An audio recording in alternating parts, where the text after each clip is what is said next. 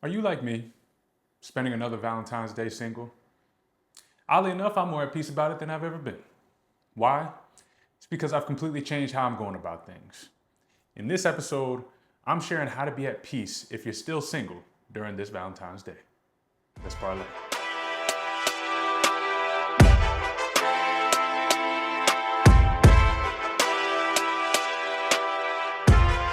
Appreciate y'all tuning in for another episode. For folks who have been riding with me since day one, y'all are real, y'all are loyal. I appreciate you. We're up to 117 subscribers the last time I checked. We might be up from that by the time this actually releases, but I just wanted to say thank you for all those folks who have subscribed. If you haven't subscribed, if this is the first time that you're watching this podcast, I really appreciate you tuning in and giving me some of your ear and your time for this day. And yeah, I really hope that this episode brings you a lot of value, because we're going to talk about something that I feel like a lot of people are struggling with today, and with this weekend coming up being Valentine's Day weekend. And I definitely thought about it. I was like, man, I really think that there's some people who need to hear what my thoughts are on this and some mindset shifts that I'm going to be taking into this season. But before we get into all of that, before we get into Valentine's Day and what you should be thinking about, how you should maybe change your approach, I just wanted to check in with you as always. I'm feeling great. I'm doing well. I really appreciate the folks who have just continued to tune in to these episodes. And I hope that you've appreciated a little bit of the change in format that I've taken for these episodes moving forward. I really want to make sure that I'm giving you value and I'm being very direct about what you're going to get in each episode. So hope that that's been helpful. And for anyone who is interested in working with me one-on-one as their fitness coach, faith-based, Christ-centered fitness coach, feel free to click the link in the bio, not in the bio, I keep saying bio, click the link in the description so that you can apply and possibly learn more about working together, because I would love to work with you to help you get in the best shape of your life and to honor your temple the way the Lord commanded us to. So, all right, enough of the introductions. Let's dive right in, okay? I want to open up by saying that I've needed to change my approach when it comes to my singleness and when it comes to dating in general, because I've realized that there were certain habits and certain practices I was going along with that were based off of worldly expectations of dating, perhaps what I found to be popular amongst friends, amongst people I went to college with, and what is just socially acceptable versus what's actually productive and what really matters. And what led me to that conclusion was, of course, reading the Bible and coming closer to the Lord. Like, it just started to clear a lot of things up for me personally. And it became so obvious why certain things didn't work out in the past when it came to dating, relationships, very serious relationships. And I reflected on it. I was like, I think it'll be healthy for people who are going into this Valentine's Day to have a, a different approach and a different mindset when it comes to dating, so that next year, perhaps me and you are not single. If you're watching this and you're single, if you're watching this and you found your person, God bless you. Okay. I can't speak to marriage or being in a healthy relationship. I can't speak to that right now at this point in my life.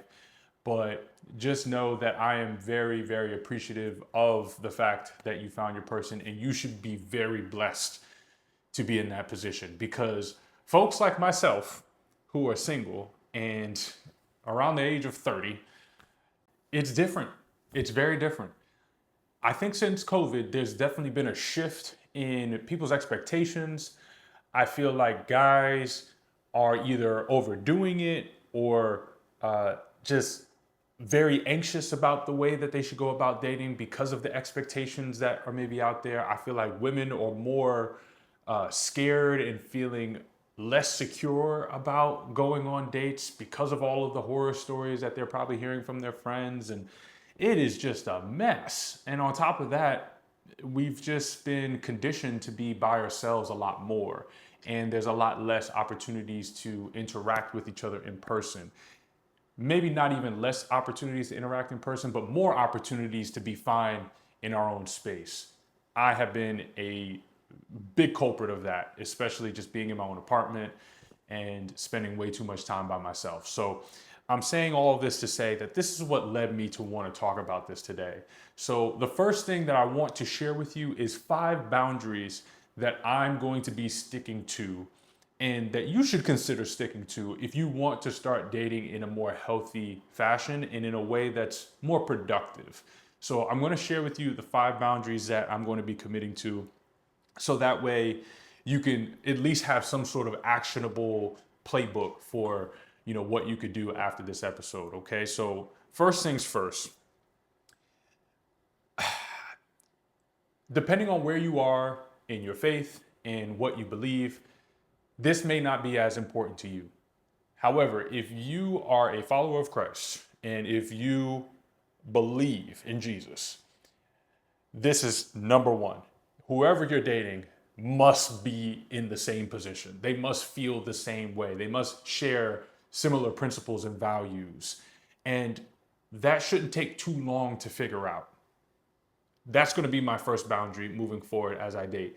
Is I've realized that because my life is so centered around Christ and centered around God's instruction and meeting that standard, whenever I've tried to talk to somebody who does not share similar beliefs or doesn't really understand that, it could be very difficult, because then there's like a compromise in principles and values, which then means you're compromising your actions and compromising also your relationship with God, which I am in no position to do anymore. I will not do that. So that is my number one boundary, is whoever I'm going to be talking to, I'm not going to sit here and say I won't go on a first date with someone if I don't know if they follow Christ or not.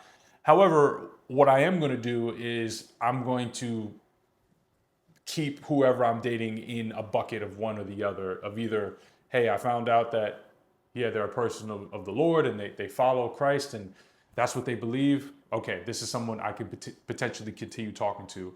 But if not, that's a friend now. And that's someone that maybe I can disciple and maybe share a little bit more of what I understand without, being pushy or trying to preach to them, but just be an example of what Christ is in their life. That's going to be my role to that person. And that's just a strong boundary that I've committed to, because I just have found that if I don't make that boundary clear, then I start to compromise what my values are in order to seek the approval of the person that I'm dating. And I do not think that that is healthy for either men or women to do when dating each other. So that's boundary number one. Be equally yoked. This idea of, or this concept of yoked, I had to look it up because I didn't really know what it meant. But the way it was explained is that, whenever there were like animals who were doing farm work and stuff, a yoke would be like an attachment that would keep all of those animals in the same line and plowing at the same rate and whatnot. So you're yoked to, the goat that's next to you or whatever have you. And that's what is often talked about in the Bible. I forgot which scripture it was, but you want to be equally yoked with the person that you're talking to. So that's boundary number one. Boundary number two is something very applicable. And no matter where you are in life, I think that this is just healthy in general. I am committing to only dating during the daytime and in public places. So nothing where it's just me and whoever that young lady is. And for me personally, daytime situations are a lot better because my history has shown that I make more questionable decisions when it gets later at night. One, because I'm tired.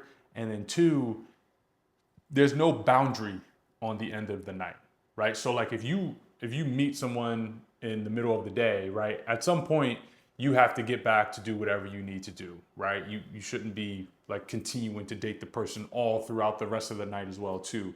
Like you should have something planned so that there's an end date to the end time to the date that you're going on. So daytime dating in public places only. Obviously this is just for where I'm at, where I am really committing to, sexual purity until I get married. and um, and doing it in the right context, because I don't find a lot of value in doing that beforehand. And it doesn't seem like that's ever been the reason why it didn't work out with anyone in the past. And I very rarely hear that that's the reason why it doesn't work out with whomever, is dating in general. So that's a big one for me. So that's number two, is just daytime dating and being in public places. I don't stay up past 8:30, 9 o'clock anyway. So if I am trying to meet someone later in the evening, then that's me compromising what makes the most sense for me for someone that I don't know yet. And it just doesn't seem to make a lot of sense. So that's number two. Number three is only planning dates where you could actually speak and get to know the person. So going on a walk, grabbing coffee.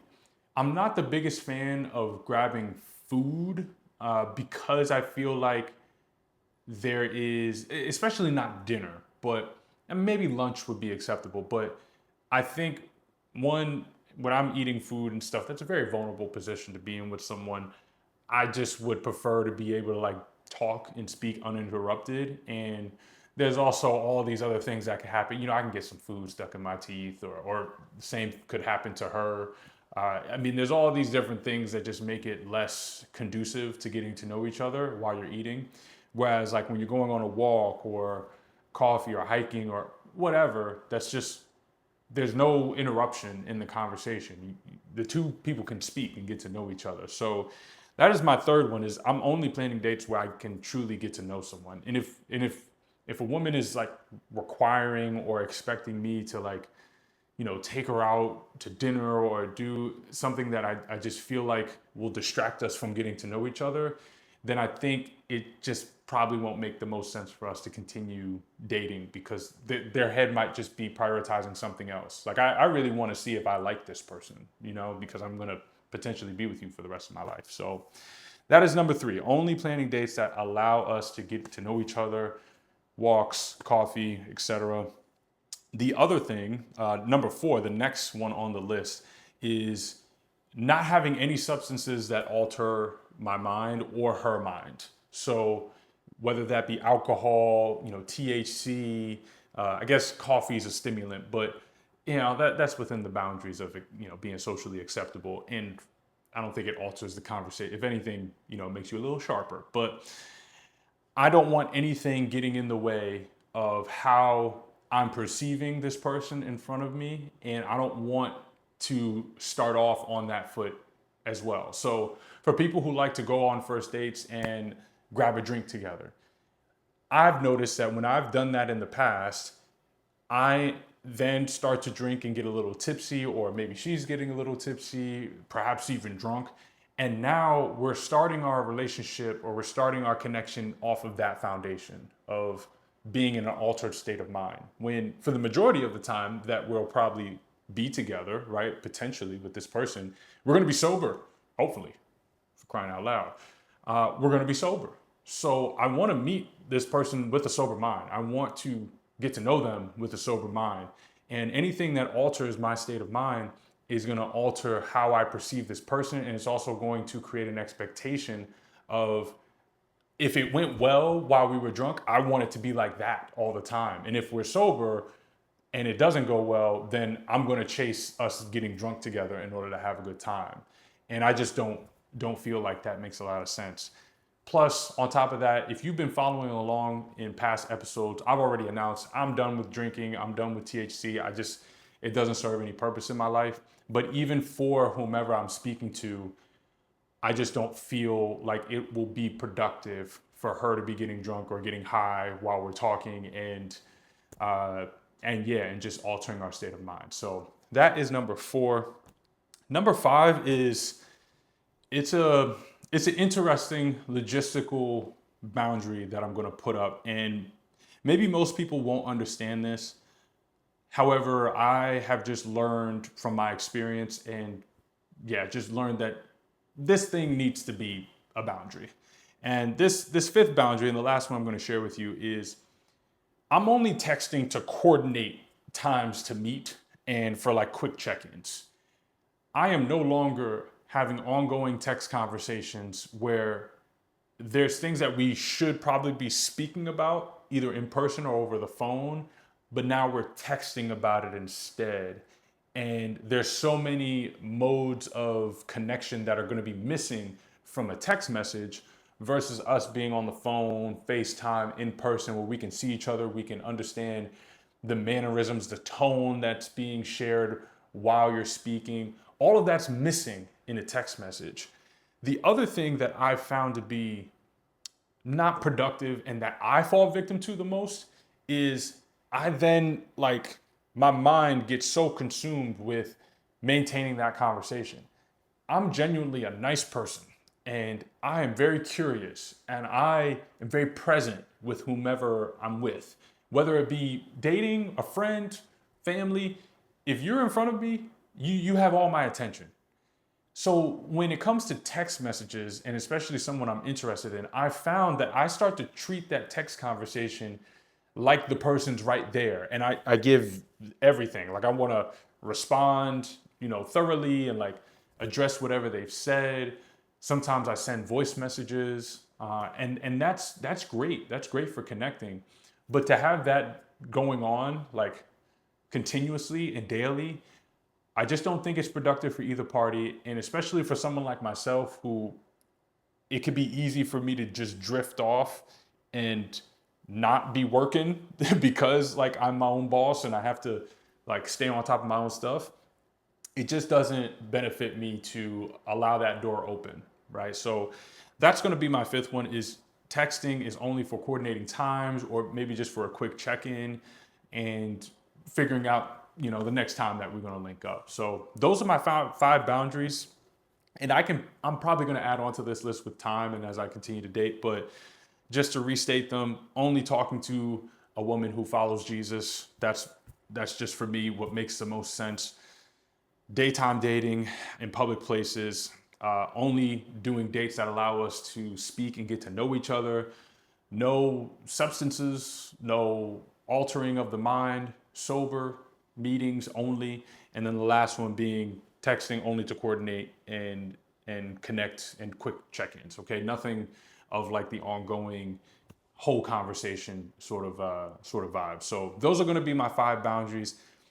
The next thing and the last thing that I want to share with you guys is my 6 mindset shifts that I'm taking when it comes to dating these days. Because yes, you can set up these boundaries, but why would you set up these boundaries if you're still thinking in a way that's going to be counterproductive and that makes you want to go against the boundaries? Because your mind can make up all sorts of excuses to not follow through with these boundaries. So what I'm going to do now is I'm going to share 6 mindset shifts that are going to support why these boundaries are even important to have in the first place. Okay, so let's start off with the first mindset shift, with which I think most people, especially as you get older, need to hear these days, which is that it'll happen when it's gonna happen and when it's meant to happen.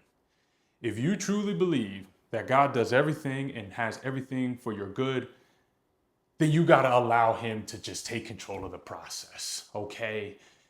I've realized that there would be actions that would indicate that I wasn't trusting God with the process. There would be thoughts and just ways that I was going about dating that just was completely opposite to what I just shared, where I'm always constantly on the lookout for who the potential wife is for me. And especially when you become like pretty serious as a guy and you're ready to like mature and your frontal lobe has developed, your mind can then become a bit more obsessed with finding the one, because you're like, oh, I feel like I'm actually mature enough to go through with this and not just mess around and talk to somebody for no reason.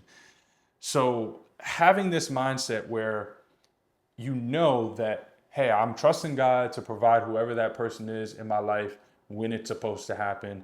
And at the end of the day, there's no rush, right? Because I trust God's timing. I trust that he is going to make sure that I'm going to be with the right person and have a blessed marriage, and a marriage that is going to be everlasting with no thoughts or no possible chances of divorce, and happy children and a dynasty and a legacy that we're going to build.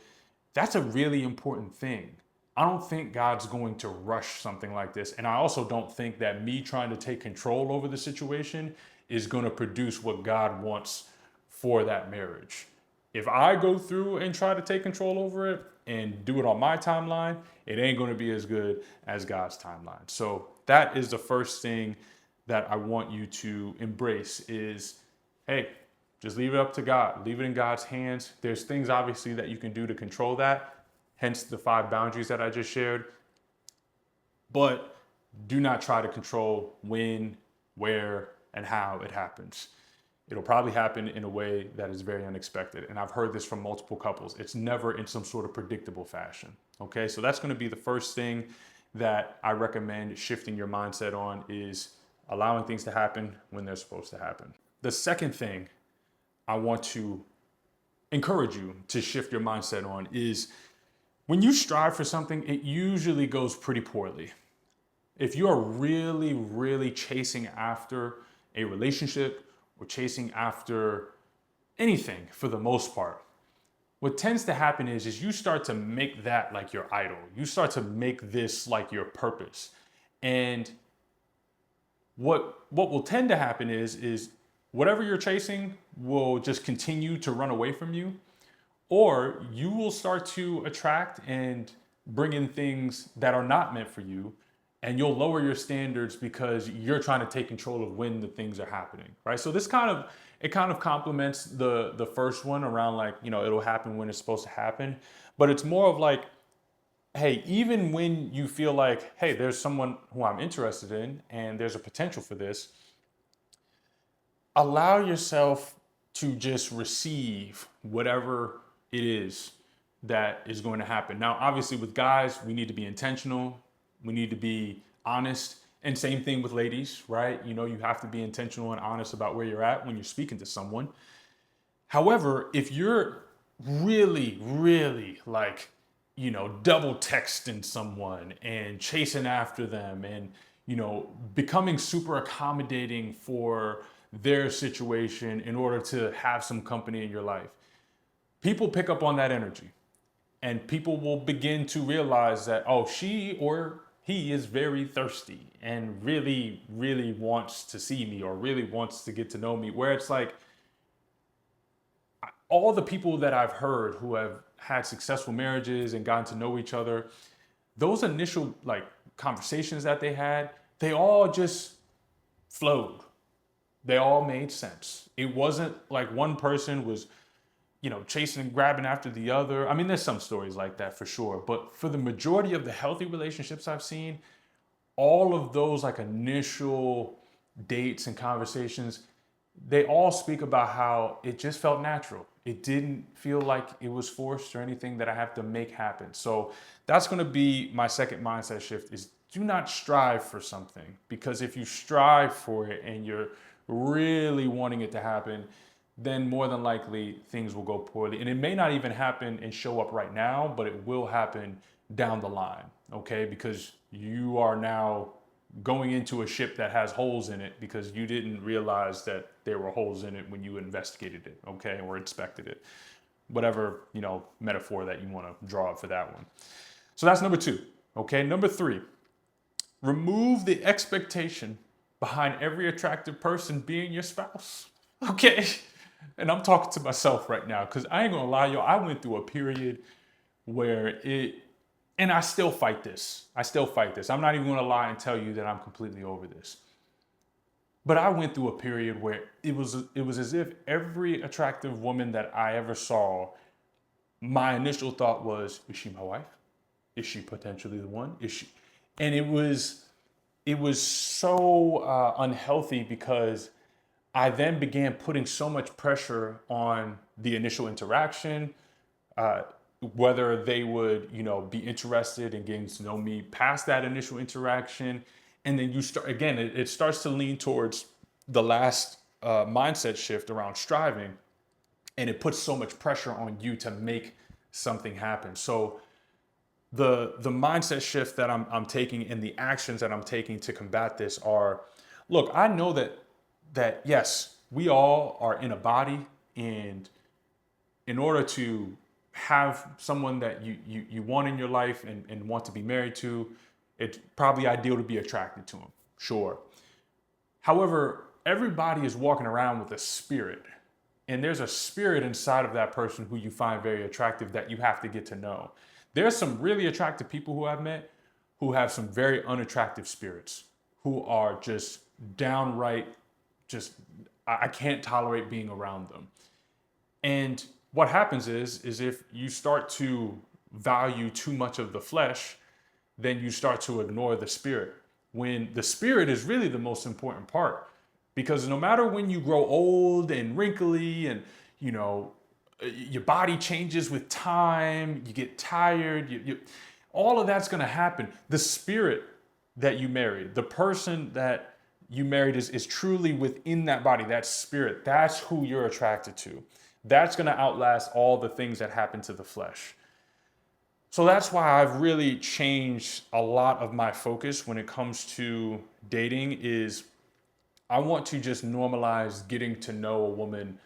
Yes, of course, if she's attractive, that opens the door for it. But that's not the thing. That's not the most important thing that I'm prioritizing.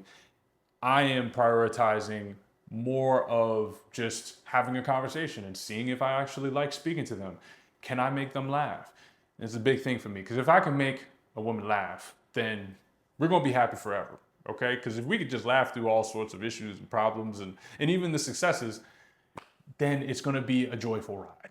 Okay? So that would be my third recommendation is just remove the expectation around every attractive person potentially being the one. And the fourth one, which I kind of already hinted at, the fourth mindset shift is focusing on that person's spirit. Look beyond the flesh and get to know the person. Are they caring? Are they loving? Are they curious? Are they intellectual? Or do they stimulate you intellectually? Can you stimulate them intellectually?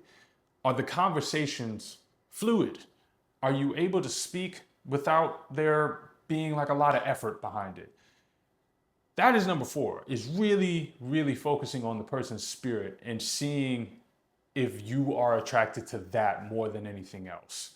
Because there's plenty of people who you are probably attracted to, but it's very rare that you find a person's spirit to be that attractive and that connected where it doesn't feel like you're doing a lot of work to hang out with them, to speak with them, and to just vibe. Okay, so that's going to be number 4, is focus on the person's spirit. The 5th thing I wanted to mention, which I'm so thankful for the people who I've spoken to who have opened up about where they were at when they initially met, because it was so eye-opening. And it taught me this 5th mindset shift, which is you don't need to be in the perfect situation to meet your spouse, especially for the fellas. Okay, because I have fallen victim to this thought process where I thought I needed to have everything figured out so that whoever it is that my wife is going to be, she's going to come into this soft and cushiony situation and she won't have to, and yes, that would be ideal, but it doesn't have to, it's not like you can't date before then. Because I've heard of so many stories of married couples who, when they met each other, things were not perfect. As a matter of fact, they might have been in their lowest point when they met each other. And because of that, it brought them closer together and it forced them to have some real conversations and some transparent plans for how they could get out of those situations, whether they be financial, whether they be from previous marriages or with parental things going on, if people have children. You don't need to be in a perfect situation in order to meet your spouse, okay? If you're struggling with some things, that's all right, okay? But just don't seek the person to be the space that, or what am I trying to say? You don't need that person to be the thing that makes you feel okay about being in maybe not the best situation. Don't lean on that person for oh, well, this may not be going well, but at least I have the. No, if anything, it's more about finding someone who is going to love and accept you for who you are, but believes that you can make it out of that situation and continue to grow together. So that would be number 5. Number 6, and the final mindset shift, is that there are plenty of people in the world, okay? There's 4 billion people of the opposite sex in this world. 4 billion, okay? there is not a lack of people who you could possibly get to know and be attracted to and have alignment with. So this whole mindset of like, oh, there's no good men out there, or every girl is this, is just so false.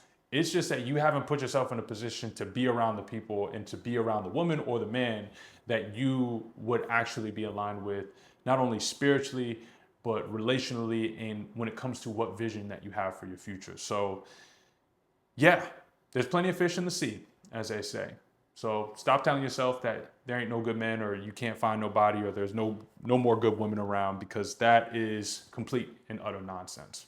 Okay. And the last thing that I want to leave you with is the more you focus on who you're becoming and what you can do about that, the higher likelihood that you will attract who you're looking for in a relationship.